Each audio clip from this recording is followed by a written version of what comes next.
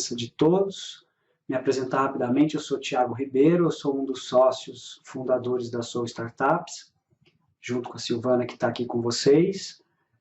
Meu trabalho com vocês é o trabalho de sucesso do cliente. Quer dizer, o meu trabalho é ajudar vocês a desenvolverem seus projetos, a tirarem suas ideias do papel e a alcançarem o encaixe entre o produto e o mercado e chegarem, né, até os investidores, que é a outra ponta da nossa plataforma. Nossa plataforma, então, a Soul Startups, ela tem uma missão de empoderar vocês, de unir o ecossistema e de aproximar investidores de empreendedores para que a gente possibilite que as startups cresçam e escalem. Mas a gente, nesse momento, está falando não sobre crescimento e escala, mas a gente está falando, nesse momento, de descoberta e aprendizado. Ou seja, estamos falando dos primeiros passos para quem deseja empreender e como isso vai acontecer. Sil, vou pedir mais uma vez, põe o mouse nessa outra tela para mim. Isso. Agora eu consigo acompanhar a apresentação da maneira que vocês estão vendo. Essa frase é uma frase que eu já uso há algum tempo, que fala sobre, que é uma concepção nossa aqui, que empreender é um modo de pensar, um jeito de agir para transformar ideias em realidade. E qual que é esse modo de pensar? Então a ideia desse webinar é trabalhar com vocês as principais questões de quem está buscando ideias para empreender. A gente pegou uma notícia, na verdade eu peguei essa notícia, ela é bem recente agora, mas essa notícia ela já está na mídia desde antes de 2012, 2013, a gente já via essa frase, né? Que o Bill Gates é o homem mais rico do mundo, o Bill Gates volta a ser o homem mais rico do mundo, o Bill Gates passa a ser o segundo homem mais rico do mundo. Mas quem é o Bill Gates? Por que é interessante a gente olhar para a história dessas figuras nessa primeira onda de startups da década de 70? Certo? A gente está olhando para um processo que vem como resultado da corrida espacial, como resultado da Guerra Fria. Você vai ter o desenvolvimento de tecnologias muito importantes, como os processadores, os chips e várias tecnologias que vão permitir o nascimento do PC, do computador pessoal, do personal computer, como a gente conhece. A minha geração, acho que talvez um pouco mais velha que a média de vocês, trabalhou com o TK-85, CP500 e outros computadores pessoais bem pequenos, com baixíssima capacidade de programação, mas que eram, naquele momento, o que a gente tinha.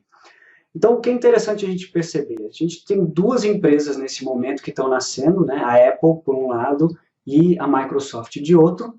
E a Apple com uma proposta arriscada naquele momento, que muita gente não acreditava que isso pudesse dar certo, de trabalhar com software, certo? Com programação, com linhas de código. Coisas não tangíveis, difíceis de você patentear, difíceis de você proteger, mas foi a escolha do Bill Gates e do Paul Allen. O Bill Gates e o Paul Allen são os sócios iniciais da Microsoft, e eles fizeram a opção para trabalhar com software, vendendo para B2B, ou seja, vendendo para outras empresas.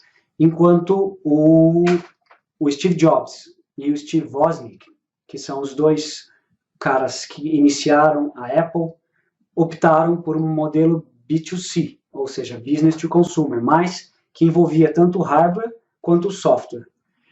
Esses dois modelos vão ter diferenças muito grandes se a gente avaliar a escalabilidade de cada um desses modelos. Esse gráfico que vocês estão vendo, ele é o gráfico do faturamento das duas empresas no tempo. A linha azul superior é a linha da Microsoft, depois a gente percebe que a Apple vai alcançar, para frente de 2010, 2011, a Apple vai alcançar, vai ultrapassar a Microsoft, mas ela demorou muito mais para ter um avanço na sua receita, exatamente pela característica do seu modelo, que envolvia a venda de hardware e software juntos. Se a gente olhar para esse ponto, né, onde a linha vermelha fica abaixo do zero, é um momento em que a Apple passou por grandes dificuldades financeiras. É um momento também que o Steve Jobs ele é mandado embora da sua empresa, ele é demitido como CEO, ele é substituído, e quem salva a Apple nesse momento é o Bill Gates. Certo? Ele que vai comprar as ações, que vai recolocar a Apple de volta nos trilhos, nesse momento. Mas aqui a gente percebe o seguinte, por que eu estou colocando esse ponto? Porque a saída desse buraco vai ser o Steve Jobs que vai fazer com um modelo novo de negócios para a Apple. Então, o primeiro conceito que é importante a gente entender aqui, o que é um modelo de negócios escalável, que todo mundo fala, né? O que é um negócio de modelo escalável, um modelo de negócios que pode crescer com uma velocidade maior e portanto, é mais atrativo do ponto de vista do retorno sobre o investimento do que os empreendimentos tradicionais, que não há tanta escalabilidade. Quando a gente fala em escalabilidade, a gente está falando de alavancagem, a gente está falando de alavancagem operacional, ou seja, a gente está falando de uma estrutura de custos peculiar, que é uma estrutura de custos onde predominam os custos fixos. Portanto, quando se predominam os custos fixos, os produtos vendidos agregam uma margem de contribuição, que quando essa margem de contribuição cobre esses custos fixos, ou seja, encontra o ponto de equilíbrio, o ponto de nivelamento, a gente vai ter um processo de descolamento das receitas em relação aos custos. E, portanto, a gente pode gerar lucros extraordinários que não têm relação direta com a estrutura de custos. Por que uma empresa de software tem essa característica? Porque uma empresa de software tem muita pesquisa e desenvolvimento e muito marketing e vendas. Quando eu tenho um volume grande de pesquisa e desenvolvimento, eu vou desenvolver um software para um usuário, ou para 100 mil usuários, ou para 10 milhões de usuários, ou para 20 milhões de usuários, eu vou ter uma estrutura de pesquisa e desenvolvimento parecida. Logicamente não é a mesma coisa, mas que essa estrutura não cresce proporcionalmente às minhas vendas. Então, basicamente, a ideia de que quando eu tenho menos custos variáveis, ou seja, custos que estão associados à venda, à produção, eu tenho uma estrutura de receitas que se descola. Quando a gente olha para esses dois gráficos, a gente percebe isso. Embora eles sejam mais recentes, se a gente pegar os períodos mais para trás, essas diferenças são maiores.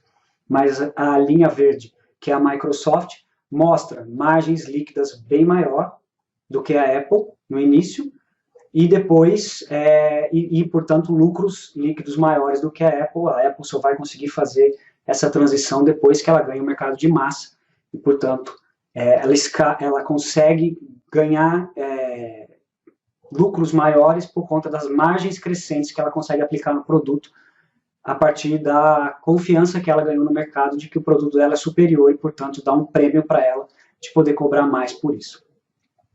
Quando o Steve Jobs, então, ele reassume, né, a Apple, ele vai olhar para a Apple, que é uma empresa de computadores, e vai falar, não, a Apple não é mais uma empresa de computadores, ele vai conseguir tirar o nome Apple Computer, vai deixar só a Apple, vai entrar numa briga com a gravadora dos Beatles, vai pagar uma multa e vai conseguir manter o nome Apple sem o computer no nome. Mas por que eu estou chamando a atenção para isso? Porque eu acho que é o olhar do Steve Jobs que é importante a gente pensar quando a gente está buscando uma oportunidade de negócio. Se a gente olhar para a história, em 79, as pessoas já ouviam músicas com fones de ouvido. A gente tinha o Sony, o Walkman.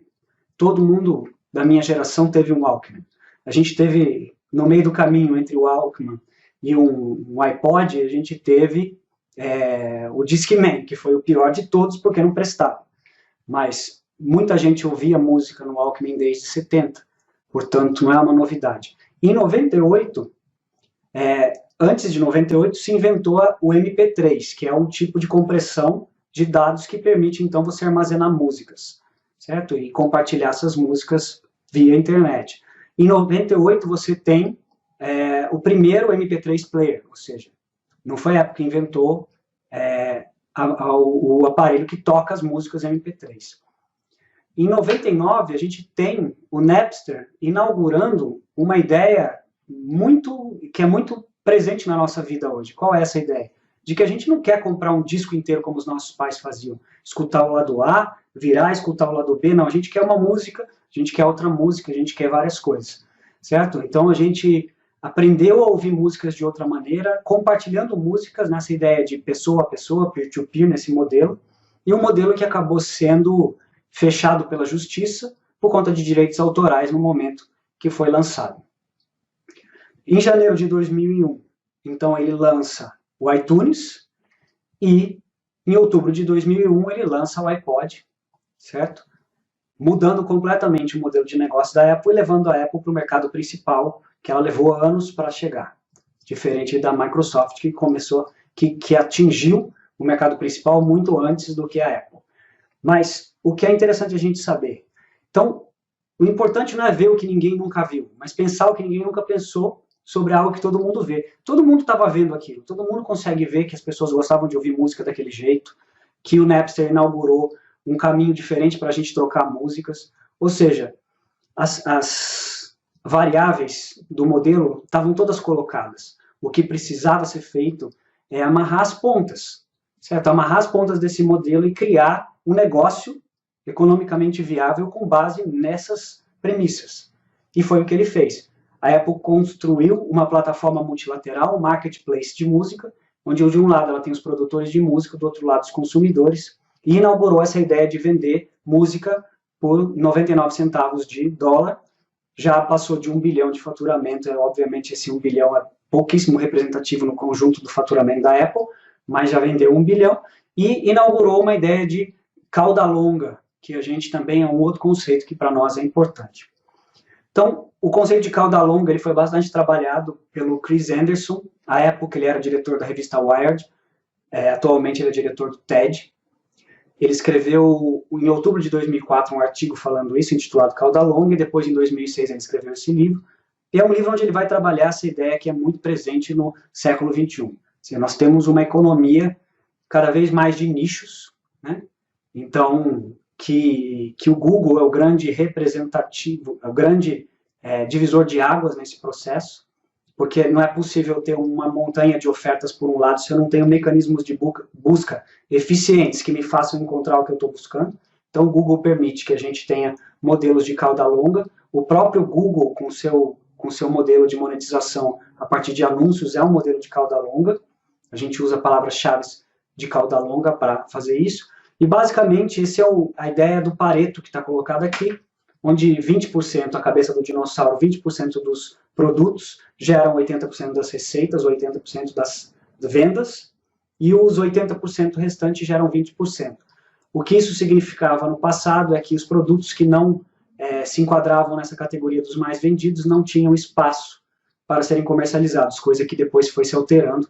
E no século XXI a gente tem uma economia com grande possibilidade de ofertas, muitas ofertas, a gente sai de uma economia de escassez e vai para uma economia da abundância, nas palavras do próprio Chris Anderson, certo? Então, esse é um conceito importante. Duas coisas que a gente pode prestar atenção aí. Bom, existem modelos de cauda longa, como aplicativos, como música, e vários outros, como a própria Amazon, um modelo de cauda longa, de livros, e outros tantos, hoje, marketplaces que a gente tem de cauda longa que funcionam porque você consegue monetizar e consegue fazer ser economicamente viável vender para nichos cada vez menores. Por outro lado, olhando nesse sentido, a gente permite que modelos de negócio que antes eram inviáveis por estarem localizados em algum lugar, passam a ser viáveis por estarem na internet e, portanto, a gente começa a ter muitas ofertas. Então, esse gráfico da internet, no minuto de internet, mostra exatamente o resultado de um processo de cauda longa que vai se desenvolvendo e vai inundando a internet de informações. E é nesse universo saturado de informações que nós vamos ter que fazer a nossa solução ser conhecida pelos nossos clientes. Então, essa é um dos grandes desafios do século XXI. Ao mesmo tempo que os canais se desenvolveram, que as redes sociais se desenvolveram, que permitem que a gente faça isso de uma forma mais fácil, a gente está num mundo extremamente saturado de informação, certo? E, segundo Herbert Simon, que também é um economista, prêmio Nobel, ele vai dizer isso na década de 70, essa frase. O que a informação consome é bastante óbvio. A atenção do receptor. A abundância de informação cria pobreza de atenção. Nosso internauta hoje tem menos tempo de concentração do que um peixinho dourado. Portanto, a gente vai ter muita dificuldade de fazer a nossa solução chegar para os nossos clientes se a gente não souber quem são eles.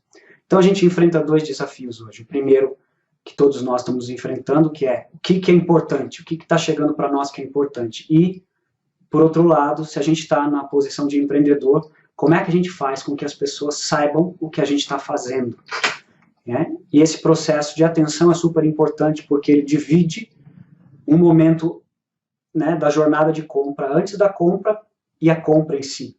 Então, se eu não tenho atenção, eu não gero a compra e, portanto, eu não fecho o circuito econômico financeiro necessário para viabilizar um modelo de negócio. Então, e a gente está colocando uma startup exatamente no meio desse negócio, né? No meio de um espaço super populoso, onde a competição é mundial e as coisas estão acontecendo de forma bastante concentradas e os canais estão saturados. Então, a definição de startup, para quem não tem ainda, é que ela é uma organização temporária em busca de um modelo de negócio que seja escalável e repetível. E está fazendo isso num ambiente de extrema incerteza, ou seja, tem muito mais chance disso dar errado do que dar certo, né? Afinal, a gente tem grandes... 9 em cada 10 startups falham. Então, se a gente olhar, né, para a lei da difusão da inovação e entender a lei da difusão da inovação, tentar compreender o papel da adotante inicial nesse processo, no processo de desenvolvimento de uma startup, aí são 2 livros que estão citados, do Jeffrey Moore e do Everett Rogers. A gente não vai entrar em detalhes sobre isso, mas o que essa lei vai dizer para a gente? A lei da difusão da inovação, ela é composta por algumas coisas. Eu tenho uma inovação, que pode ser uma ideia, um produto, um serviço, que é novo, uma novidade. Eu tenho os adotantes, as unidades de adoção, que podem ser pessoas, empresas, fazendas, e assim por diante. Eu tenho os canais por onde essa informação vai ser transmitida. Eu tenho um sistema social que vai ou facilitar ou vai dificultar a difusão dessa inovação, e eu tenho o tempo, certo? O tempo como fator para que essa novidade se difunda nesse caminho. Quando a gente olha para essa curva, o que a gente percebe? Que a gente tem um início relativamente lento, certo? Que eu tenho 2,5% de inovadores, depois eu vou ter 13,5% de adotantes iniciais, em um determinado momento eu ganho tração e vou começar a atingir o mercado principal, que são os pragmáticos e conservadores, que juntos são 68% do mercado. Portanto, a ideia de que uma startup consegue escalar quando atravessa esse abismo, que o Jeffrey Moore coloca, é muito importante para a gente. Mas ela só consegue escalar se a gente conseguir primeiro convencer os adotantes iniciais de que a nossa solução é a solução mais interessante para o negócio, para ele, né? Então, é muito importante a gente entender que a startup, ela tá, quando ela é startup, ela está nesse mercado dos inovadores e dos adotantes iniciais, ok? Então, como falar? Um dos conceitos importantes para a gente nesse momento, quando a gente está olhando para o desenvolvimento e na busca de uma oportunidade de negócio, eu estou olhando para o mundo, eu estou olhando as pessoas, estou vendo os problemas que elas enfrentam e estou tentando trazer para mim, criar soluções para esses problemas que elas enfrentam. E aí um dos conceitos que são importantes para nós, para a gente entender, é o conceito de trabalho a ser feito, o conceito de job to be done. Esse trabalho é do Clayton Christensen, certo? O trabalho do Clayton Christensen, ele tem vários livros, tem um blog bem legal, mas a ideia geral é que por trás de um determinado produto ou serviço tem uma tarefa a ser feita. E na visão do Clayton Christensen, a gente não compra um produto, a gente aluga esse produto, a gente contrata esse produto para que ele resolva um problema nosso. E quando a gente não gosta dessa solução que ele nos traz, a gente troca esse produto, a gente manda ele embora e contrata outro, certo?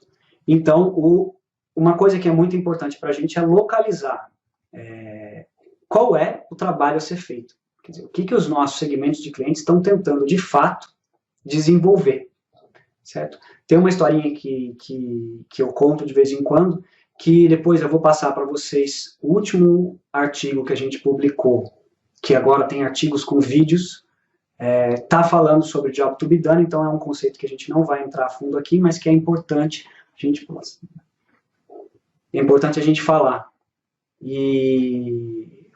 Então, quando a gente pega o job to be done, a gente entende que, na verdade, os nossos segmentos de clientes estão tentando realizar algumas coisas, estão tentando realizar alguns tipos de tarefa. Então, nesse vídeo que eu falei para vocês, que a gente pode passar para vocês depois, vocês entendem que a gente tem tarefas funcionais, tarefas sociais, tarefas emocionais que podem estar associadas a essas questões. Mas a mensagem principal aqui para vocês é: foquem no problema. Entendam o problema dos seus segmentos de clientes. Entendam o que eles estão tentando resolver. Porque se você apaixonar pela sua solução, você terá grandes chances de falhar. Porque 9 entre 10 startups vai falhar, e vai falhar por criar alguma coisa que as pessoas não querem. E aí, o Ash Maurya, que eu gosto bastante, Ash Maurya, que eu gosto bastante, que escreveu o livro Running Lean, vai dizer que o importante não é ter um plano A, mas encontrar um plano que funcione antes da gente ficar sem recurso. Essa é a ideia básica da startup. Portanto, se a gente vai buscar resolver um problema, e normalmente a ideia inicial para resolver esse problema não é a melhor ideia. Normalmente a ideia que vai dar certo não é a ideia que começou.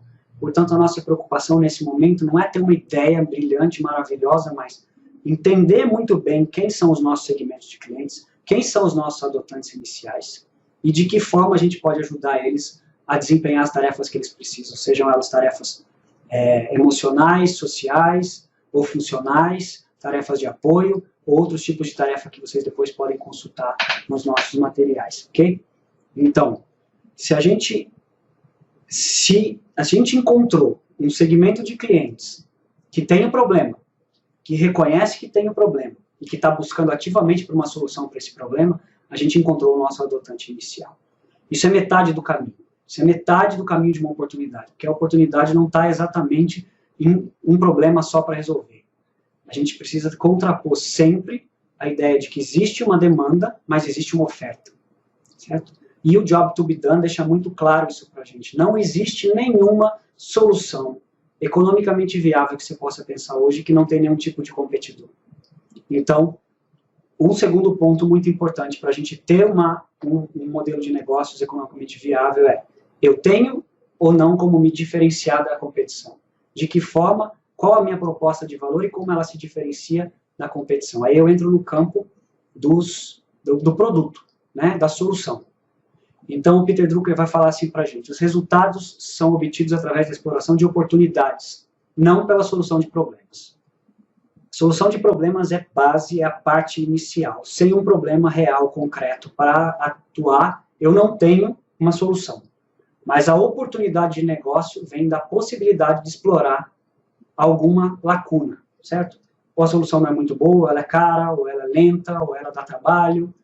E tem quais são as características das soluções existentes que eu posso contrapor a minha e dizer a minha é melhor, ou a minha é mais barata, a minha é mais fácil, né? De que forma eu consigo posicionar a minha solução e de que forma, né, o nosso negócio contribui para a maximização dos ganhos ou minimização dos sofrimentos do nosso cliente. Se ele não ajuda a aumentar os ganhos ou minimizar os sofrimentos, nós não temos, de fato, uma proposta de valor adequada. Tanto a nossa proposta de valor, ela tem que, de alguma forma, ajudar o nosso cliente a melhorar alguma coisa, a melhorar a vida dele, ou a facilitar alguma coisa, ou diminuir algum custo, algo que a gente possa dizer e possa mensurar para ele, que é ajudar ele a atingir um objetivo, certo? De uma forma mais fácil, mais rápida, de alguma forma desse. E a gente sempre vai ter competidores. Então, é importante a gente entender que os nossos competidores são formados por 3 tipos diferentes. O primeiro tipo, que a gente mais conhece, que é o concorrente. Empresas que oferecem o mesmo produto ou serviço que o nosso e operam com modelos semelhantes. Vamos dar um exemplo de fast food, se a gente for comparar McDonald's com Bob's, por exemplo, eles são concorrentes. Ou McDonald's com Burger King, eles são concorrentes. Ou semelhantes, empresas que oferecem produtos e serviços análogos e atuam no mesmo mercado. Tá? Então, outras empresas de fast food, mas que não oferecem hambúrgueres, por exemplo, são semelhantes. Atuam no mesmo mercado, têm modelos de negócio análogos, mas não competem diretamente. Se eu estou competindo entre hambúrgueres, eu não estou competindo com a Pizza Hut, por exemplo, mas a Pizza Hut, na hora da decisão de uma pessoa numa praça de alimentação, também é um competidor. Certo? E, por último, e não menos importante, todas as soluções têm um comum substituto. Porque se a gente está falando que o problema que a gente está tentando atuar é real, é concreto, vamos supor que a gente quer fazer um CRM para os nossos clientes. Se hoje ele trabalha usando uma planilha de Excel, essa planilha de Excel, nesse momento, ela é um concorrente. Ela é um produto substituto. Ele vai parar de usar a planilha de Excel e vai pagar para usar a sua solução. Portanto, ele está trocando. Então, quais soluções utilizadas pelo nosso cliente para resolver o problema que a gente identificou? E com base nisso, quais são as alternativas que o cliente encontra para resolver os problemas hoje? Certo? E se a gente colocar no lugar dele, que valor ele avalia? Que critérios ele utiliza? Qual é a curva de valores que ele utiliza? Quais critérios de escolha ele trabalha hoje? De que forma ele escolhe? É o mais rápido, o mais barato, o mais fácil de usar?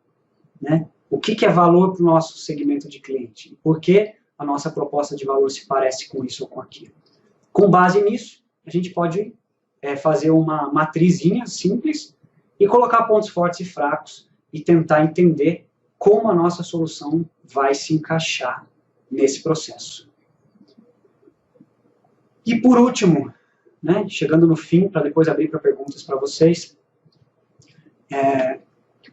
uma vez que eu identifiquei uma oportunidade, ou identifiquei um problema, que ele é concreto, que ele é real, que existe adotantes iniciais que eu possa mapear, alcançar e chegar até eles, que eu consiga entender quem são os meus competidores e entender que a minha solução consegue se diferenciar de alguma forma desses competidores atuais, eu preciso, além disso, encontrar alinhamento entre o que eu quero fazer, certo?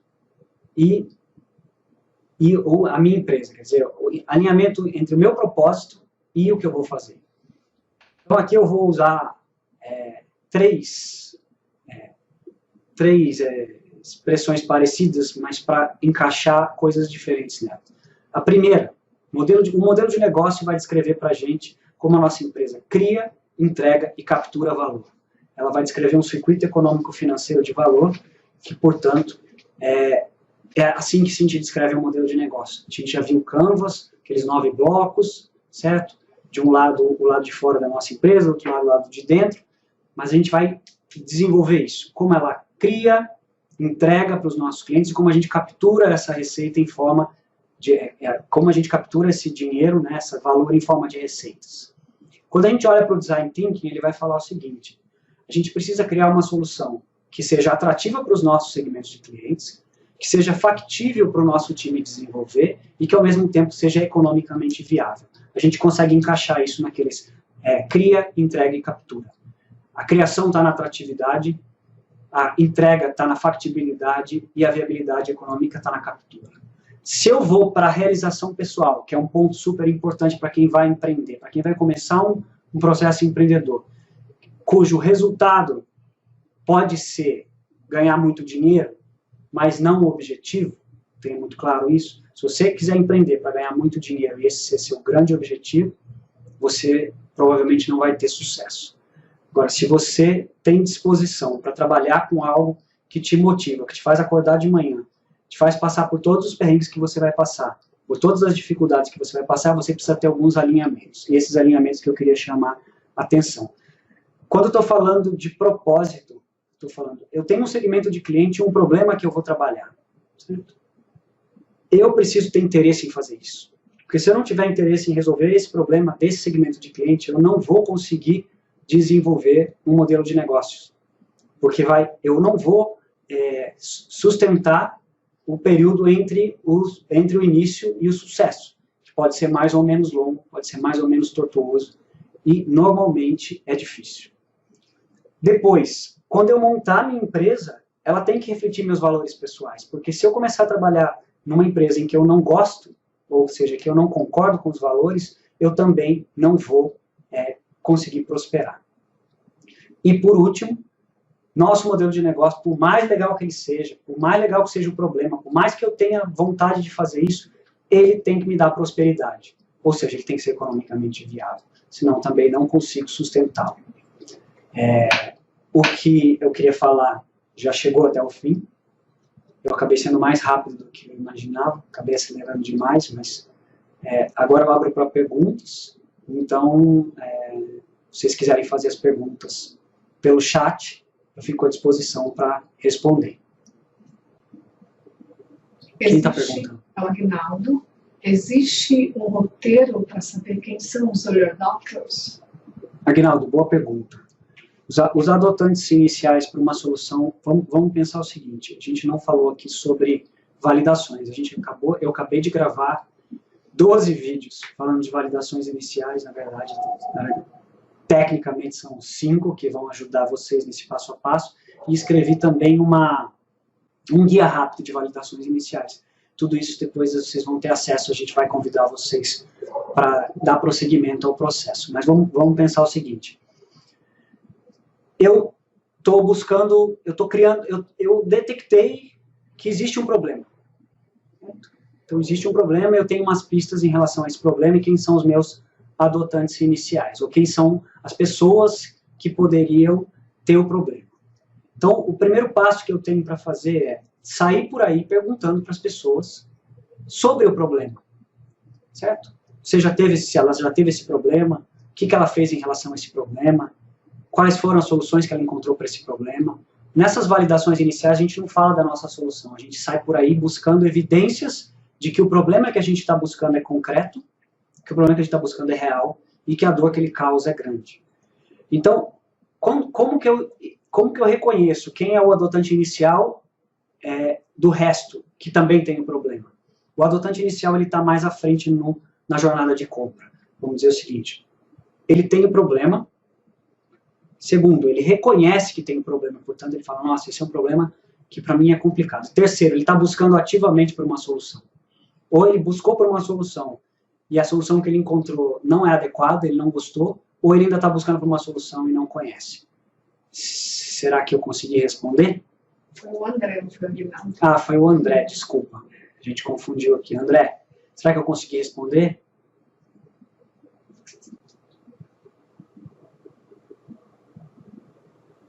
Eles já fizeram isso, mas ainda assim não conseguiram entender quem são os early adopters.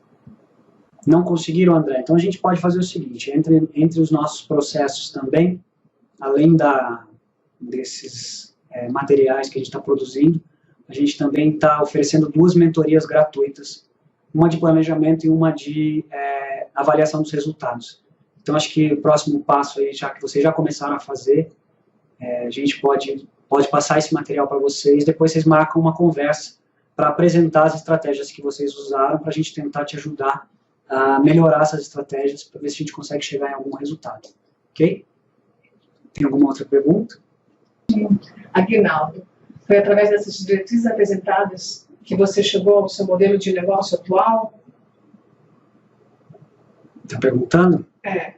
Aguinaldo, assim, a gente trabalha com desenvolvimento de startups, com aceleração de startups, e, na verdade, o nosso modelo ele já existe, né? Nós não estamos criando algo novo, inédito. Então, é mais simples de validar, porque as pessoas já pagam por esse tipo de serviço, certo? As pessoas já pagam, não, as pessoas já buscam esse tipo de serviço, já existe uma demanda mais clara. A gente faz, sim, a gente fez algumas entrevistas, a gente conversou com várias pessoas, eu tenho muitos alunos, dou aula na universidade, e consegui conversar com vários deles para entender quais são as dores que eles têm. Por exemplo, para a gente criar conteúdos adequados, para a gente poder fazer webinars dessa natureza. Então, a gente trabalha sim, e a gente sempre está conversando com esse ouvido de ouvir que eu falei. A gente não vai conversar com os nossos segmentos de clientes para falar o que nós estamos fazendo, mas para tentar entender quais são as dificuldades que você está passando. O nosso trabalho, ele é um pouco diferente da maior parte das startups, porque ele envolve exatamente essa capacidade. É parte do nosso core business escutar vocês e trazer para vocês respostas para os problemas que vocês têm. Mas sim, a gente já ajudou várias pessoas a aplicarem essas metodologias. Tem coisas muito mais difíceis de identificar do que uma demanda como a nossa, que existe, né? Ela é clara, nós temos muitos concorrentes. Então, quando você tem vários concorrentes, é fácil de você saber que existe um problema e que as pessoas têm alguma disposição para trabalhar esse problema. Espero que tenha ajudado. O André voltou a perguntar se acha que o marketing de conteúdo é válido na divulgação das novas soluções. André, eu sou um defensor da construção de autoridade a partir do marketing de conteúdo. Depende muito do seu modelo de negócios, depende muito se você conseguiu encontrar a persona para quem você está desenvolvendo. Como você está falando, que vocês estão com um pouco de dificuldade para encontrar o seu adotante inicial, talvez vocês tenham um pouco de dificuldade para construir a voz, né, a sua branding voice, a voz da sua marca, para você se comunicar corretamente com esse adotante inicial, e também de produzir o conteúdo adequado para ele. Mas, na minha opinião, sendo bem sincero, o marketing de conteúdo, deve ser o primeiro passo para uma startup. Você tem uma startup que está tentando resolver um problema em que as pessoas, que você possa apoiá-las com qualquer tipo de conteúdo, comece a sua startup com um blog. Porque o blog tem algumas vantagens, né?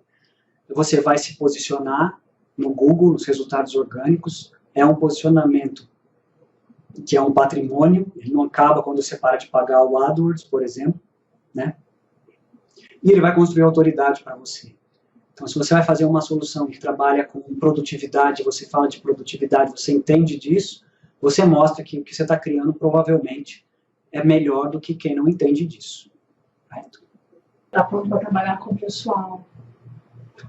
Guto, a gente está na correria total, botando conteúdo no ar.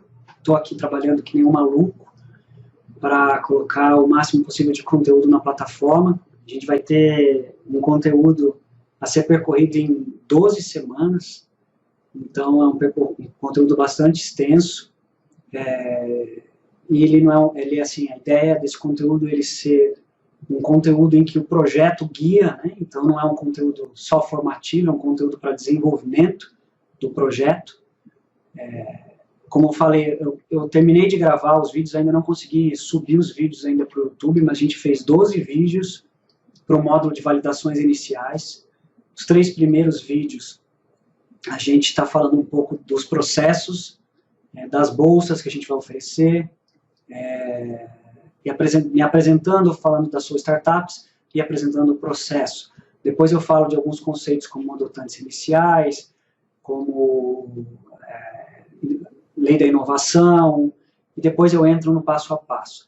Sim, mas a gente está com o site para sair na primeira ainda quinzena de...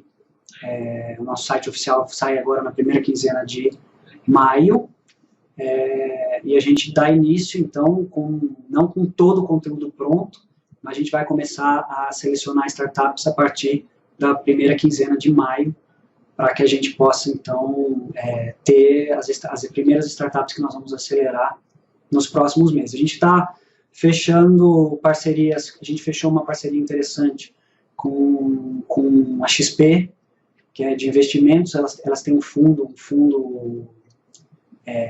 que tem autonomia para investir em startups aqui em Campinas. Então a gente fechou uma parceria com esse fundo, é o nosso primeiro fundo de investimentos que vai estar ligado aos nossos projetos. A gente teve recentemente também uma usina bem grande de álcool e açúcar, chamada São Martim, que fica em Pradópolis, é a 5ª maior do Brasil em produção, e ela é uma das maiores, e eles estão fazendo grandes investimentos na área de comunicação, instalando parte de internet dentro da área deles, que é gigantesca.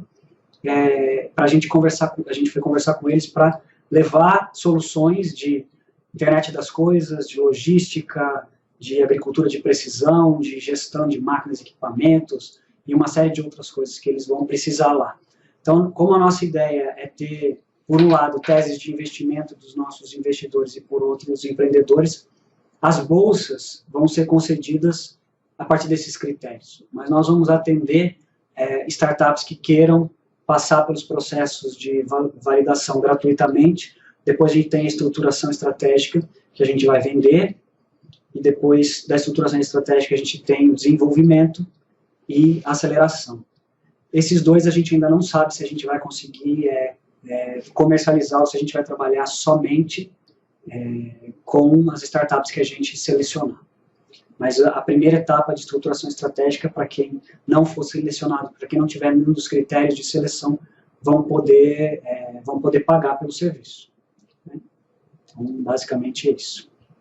O Agnaldo, ele perguntou de novo se ele entendeu direito. que a prioridade na criação de novo negócio não é uma nova ideia, mas a criação de uma nova visão de um problema já existente. É correto ele pensar assim? Não, é assim. Não. Pensa o seguinte, você tem um problema, esse problema é concreto, esse problema é real. Se esse problema é concreto e real, as pessoas resolvem ele de alguma forma. Provavelmente, se você tiver uma ideia nova, uma nova forma de resolver isso, certo? Você vai ter um modelo de negócios. A questão fundamental é importantíssimo você localizar pessoas que têm problemas antes de começar a desenvolver uma ideia. E o que eu vejo muito é ideias que não têm as pessoas. É muito comum. Nas minhas disciplinas de plano de negócio, de modelo de negócio, é muito comum. A pessoa acredita que aquela ideia é boa, mas ela não consegue saber quem é o cliente. Então, é muito complicado isso. O que eu estou chamando a atenção é que o empreendedor, o cara que consegue fazer a coisa funcionar, não é que ele tem uma ideia mirabolante, ele consegue achar, olhando para o mundo, oportunidades. E essas oportunidades estão, às vezes, em coisas como o Steve Jobs fez. Pegou e juntou um monte de coisa que já estava colocada. Ele falou, as pessoas gostam disso, elas escutam música assim, eles querem escutar uma música separada da outra. Eles querem, e aí ele pegou todos esses elementos e montou um modelo de negócio com base nisso. Muitos modelos de negócio são criados assim, outros não. Não estou dizendo que tem uma fórmula para fazer isso, mas estou chamando a atenção de que oportunidades de negócio são diferentes de ideias inovadoras apenas. As ideias, eu acho que assim, o que é importante nós temos que criar formas diferentes das pessoas resolverem os velhos problemas. Quando o Ford criou o carro, por exemplo, que é tema do post de hoje, eu falei isso, ele falou assim, se eu fosse perguntar para as pessoas o que elas iriam me responder que queriam um cavalo mais rápido. Aí as pessoas falam, então não adianta falar com o nosso cliente, não adianta por quê? Não adianta mesmo, porque ele não vai dizer para você o que ele quer. Ele tinha um problema. Por que ele quer um cavalo mais rápido? Porque ele tem que sair do ponto A e chegar no ponto B. E a ideia do carro é exatamente essa, certo? É você sair do ponto A, chegar no ponto B mais rápido, com mais conforto e com mais segurança do que se estivesse andando a cavalo. Então, olhar o mundo, observar o mundo, entender o que as pessoas precisam e querem é mais relevante do que ter grandes ideias desconectadas de problemas reais. É esse o ponto principal. Então, o André e a Viviane querem saber quando que abre a instituição e a Viviane, em específico, quer saber em que estágio que a startup vai estar para poder participar dessa seleção. O Guto já está vindo embora para São Paulo, porque ele quer começar ontem o processo de validação da startup dele. E o André perguntou, só de curiosidade, quantos por cento de conversão deu esse webinar? Acho que uns 18% de conversão, quase perto dos 20%. André, a gente já tem um mail que a gente está construindo há um tempo, certo? A gente tem mais de 2 anos de marketing de conteúdo, desde 2015. A gente tinha um mail, a gente teve, além de in-page, deu 45% de conversão, certo? Além de in-page desse webinar, deu 45% de conversão. Mas porque a gente usou muita gente, a maior parte de pessoas que já eram os nossos seguidores, que já estavam consumindo nosso conteúdo. Portanto, foi muito boa a taxa de conversão. Relacionado aos prazos e estágios das startups. A gente vai ter 3 portas de entrada, certo? Mas, na verdade, 2 portas de entrada, né? Vamos falar. A primeira porta de entrada é na ideia. Então, o pré-requisito são as validações iniciais. Depois tem um conjunto de outros pontos que vão ser mencionados nos vídeos que eu falei que estão prontos, mas que ainda não estão no ar, e no material que vai estar no nosso site explicando exatamente quais são os critérios. A gente vai trabalhar com ideias. O nosso modelo tem 12 meses, desde a ideia, desde a validação inicial até chegar no final da aceleração. Então, a gente tem 15 dias validações iniciais, então a gente faz 2 reuniões para validação, isso é gratuito e está fora do nosso modelo. Depois eu tenho 3 meses de estruturação estratégica. No final desses 3 meses, eu vou ter um plano de implementação, um plano de marketing, um plano de investimentos, e eu vou saber quais são os riscos de se implementar esse projeto, quais as competências eu preciso, quais os investimentos eu vou precisar fazer, e nós estamos juntos com vários parceiros, jurídico, contábil, marketing, desenvolvimento, e uma série de outros parceiros e de investidores que juntos, com os empreendedores, vamos decidir, vamos seguir com esse projeto ou não vamos seguir apoiando esse projeto.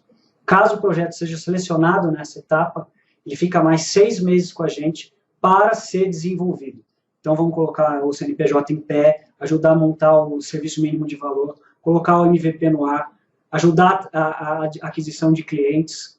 Se no final desses 6 meses, essa startup está faturando, está tracionando, e a gente percebe que ela tem algum potencial, aí a gente vai entrar com recursos financeiros mesmo para investimento em marketing e vendas, e trabalhar também internamente processos para que essa startup chegue no final dos próximos 3 meses com o encaixe do produto no mercado e esteja preparada para receber investimentos. Então, nosso processo tem 12 meses. Então, inicialmente, as startups entram na fase de ideia ou na aceleração. Para entrar na fase de desenvolvimento, elas têm que ter feito a estruturação estratégica com a gente, por enquanto. Não sei se isso vai mudar mais para frente. Vamos encerrar com essa frase que eu gostei bastante, é um livro para criança que eu li recentemente, da Adriana Falcão, que vai falar o seguinte: sucesso é quando você faz o que sabe fazer, só que todo mundo percebe. Então, eu desejo a todos sucesso nos projetos, sucesso nas startups, sucesso no que vocês forem fazer. Temos os meus dados também estão na tela. De novo. De novo?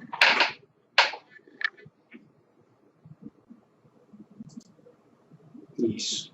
Então tem aí meu e-mail, mas também será fácil, meu WhatsApp, meu celular é 19 98238.000. Vocês podem me adicionar, é um dos canais mais fáceis da gente se falar, porque eu evito o e-mail e evito um monte de coisa durante o dia para poder trabalhar. Mas precisando de qualquer coisa, me chame. Meu Skype também é ThiagoFFR. Eu estou à disposição. Se alguém precisar de alguma coisa, me chamar. Então, o meu trabalho é esse, ajudar vocês. Agradeço a todos e a gente vai se despedindo aqui. Obrigado e até breve.